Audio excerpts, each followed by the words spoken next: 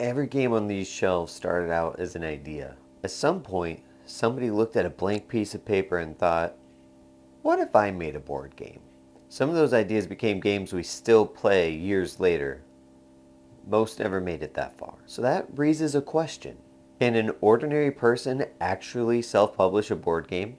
Not a giant company, not a professional designer, not somebody with years of experience, just someone with an idea. Because that's exactly where I am right now. And today, I want to figure out, is this crazy idea actually possible?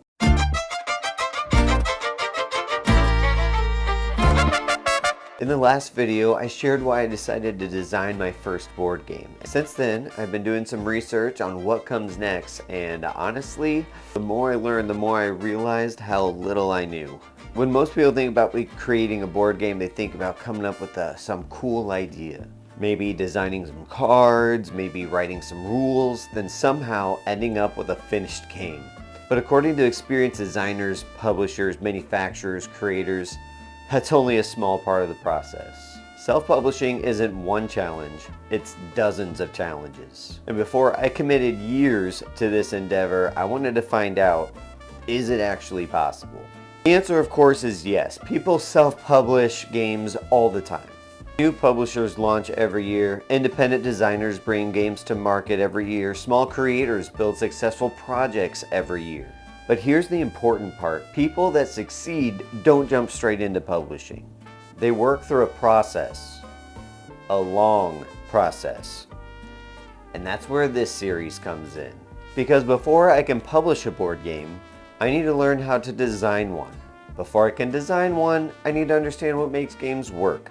Before I can understand what makes games work, I need to start learning. And that's exactly where this journey begins. One thing I quickly realized is that publishing a board game isn't a single step. It's a roadmap. And right now, I'm standing at the beginning. Phase 0 is simple, understanding the mission. Why am I doing this? What should I expect? What does success even look like? Then comes the most important part. Before designing a game, I need to study great design. Not just board games, design in general. Things like clarity, balance, accessibility, meaningful choice, player agency, replayability. Because if I don't understand what makes good games, good products, then I'm more likely to make a bad one. After the learning comes the exciting part, actually designing the game. Figuring out things like what kind of experience do I want my players to have? Who is this game even going to be for? What kind of mechanics am I putting in it? What makes my game different? Then comes building, then prototyping, then playtesting, and then even more playtesting, and then even more playtesting.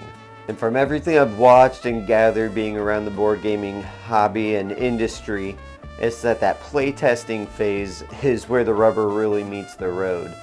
Because ideas can sound so great in your head and it makes sense to you, but once you get that to a table with other people that don't understand the way you think, don't see things the same way you do, things can start to unravel pretty quickly.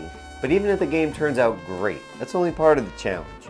Pretty soon there's decisions you have to make about rule books, artwork, graphic design, manufacturing, shipping, marketing, crowdfunding, publishing, customer support, and 100 other things I haven't even discovered yet.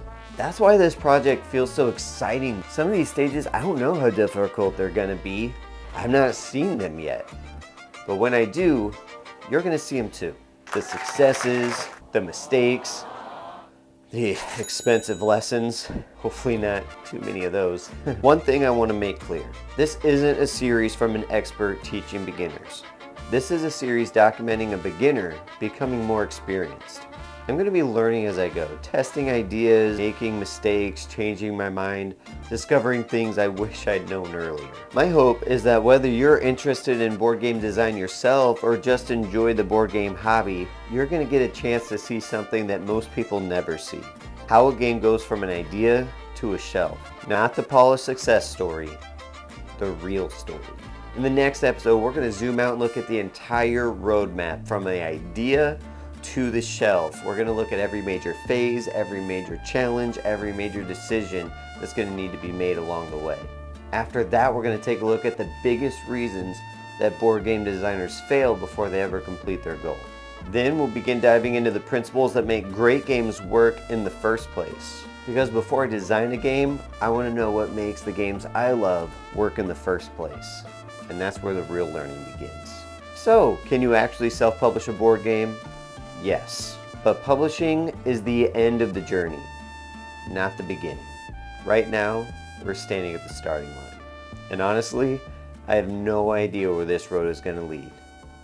But I'm excited to find out.